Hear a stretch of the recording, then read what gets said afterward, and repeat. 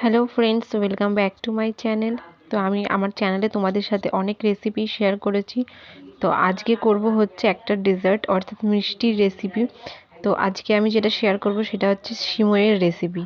তো তার জন্য আমি প্রথমে কড়াইটা খুব ভালো করে গরম করে তার মধ্যে দিয়ে দিয়েছি ঘি। ঘি দিয়ে আমি সিমইটাকে খুব ভালো করে ভাজা ভাজা করে নেব। ঘি দিয়ে ভাজবো, তাহলে পরে সিমইটা খুব বেশি টেস্টি হবে। তো ঘি দিয়ে আমি সিমইগুলোকে খুব ভালো করে নেড়ে চেড়ে ভেজে নিচ্ছি। লাল লাল করে ভাজবো সিমইটাকে। আর ভীষণ সিম্পলভাবে এই রেসিপিটা আমি তোমাদের সাথে শেয়ার করছি, খুব ইজিভাবে। খুব বেশি উপকরণের প্রয়োজন নেই, আর বেশি টাইমও লাগবে না, খুব তাড়াতাড়ি হয়ে যাবে। তো সিমইটা খুব ভালো করে ভাজা হয়ে গেলে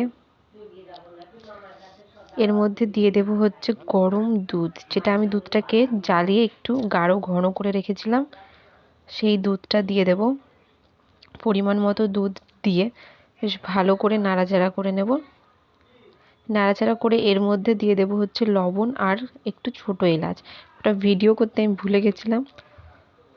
তো ভালো করে দিয়ে নাড়াচাড়া করে রেখে দিতে হবে। তারপর যখন সিমইটা ফুটে আসবে, সিদ্ধ হয়ে গেলে ওর মধ্যে দিয়ে দেব হচ্ছে চিনি। চিনি দিয়ে খুব ভালো করে নাড়াচাড়া করে নেব। ব্যাস, তাহলেই রেডি হয়ে যাবে আমাদের সিমই।